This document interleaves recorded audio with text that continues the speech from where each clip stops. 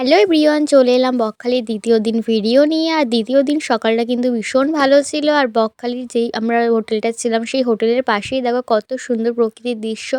আর এখানে এসে তো কিছু আমি ফটোও তুলেছি, তাই ছোট্ট একটা ভিডিও ক্লিপ নিয়ে তোমাদের সাথে শেয়ার করলাম। আর সকাল সকাল স্নান করে রেডি হয়ে গিয়েছি বিচে যাওয়ার জন্য। আর দেখো বিচে চলে এসেছি, আর বিচে এসে কার সাথে দেখা হয়ে গেল সেটাই তোমাদের সাথে শেয়ার করলাম।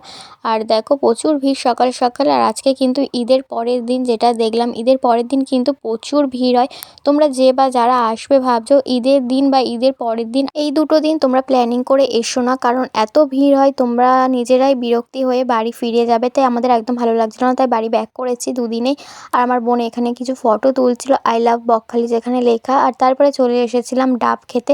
আর ডাবগুলোর প্রাইস পড়েছিল কিন্তু এক একটা 50 টাকা করে। 100 টাকারও ডাব আছে, আমরা নিয়েছিলাম 50 টাকা করে। কাকুটাকে বলছিলাম যে শাঁসওয়ালা ডাব দেখে দেবে, যাই হোক কাকুটা কিন্তু দেখে দিল। এবার কিন্তু কেটে দেবে কাকুটা। আর সমুদ্রে আসবো আর ডাব খাবো না, এটা তো হতেই পারে না, না তো সমুদ্রে আসাটাই বৃথা হয়ে যাবে। সকাল সকাল এসে কিন্তু ডাব কিনে নিয়েছি। আর রণ এখানে বলছিল যে শাঁস নেই, তাই কিন্তু আমরা জলটা আগে খেয়ে নিলাম। দেখা যাক শাঁস আছে কি না। আর জলটা কিন্তু ভীষণ মিষ্টি ছিল ডাবের জলটা। আমরা সবাই মিলে বলছিলাম কাকুটাকে যে শাঁস হয়নি, এটা কিন্তু নারকেলই হবে। যাই হোক জলটা খাওয়ার পরে কিন্তু কাকুটার কাছে ডাবটা দিয়ে দিয়েছে। দেখা যাক কাকুটা এবার কেটে দিয়েছে। সত্যি কিন্তু শাঁস ছিল না, কাকুটা বলেছিল যে শাঁসওয়ালা ডাব হবে, কিন্তু ওটা শাঁসওয়ালা ডাব হয়নি, নারকেল হয়ে গিয়েছিল। যাই হোক এখানে কিন্তু নষ্ট তো করা যাবে না, জিনিসটা খেতে তো হবেই। বাড়িতে কিন্তু আমরা 50 টাকা দিয়ে ডাব কিনে খাই না গাইস, আর আমরা এখানে ঘুরতে এসে দেখো 50 টাকা দিয়ে ডাব কিনে খাচ্ছি, কত বড় লোকের চাল আমাদের। তারপরে এখানে আমি একটু খেয়ে নিলাম, আর ভীষণ মিষ্টি ছিল। তারপরে দেখো খেয়ে দিয়ে কিন্তু চলে এলাম সমুদ্রের দিকে। আর এসে দেখি সকাল সকাল কিন্তু সমুদ্রের জল তো দেখা পাইনি, অনেকটা দূরেই হেঁটে যেতে হবে।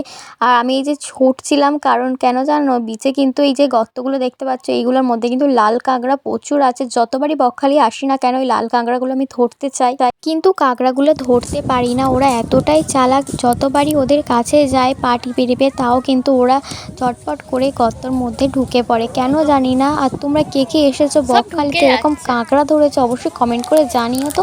আর আমাদের ভীষণ ভালো লাগে, বিচটার মধ্যে তো পুরো লাল হয়ে থাকে কাঁকড়াগুলো।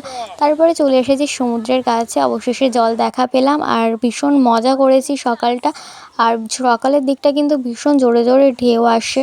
তারপরে কিন্তু রনো আর আমি কিছু ফটো ভিডিও তুলে নিলাম। আর বকখালি যেহেতু লাস্ট দিন, আর এই ভিডিওটা কেমন লাগলো অবশ্যই কমেন্ট করে জান।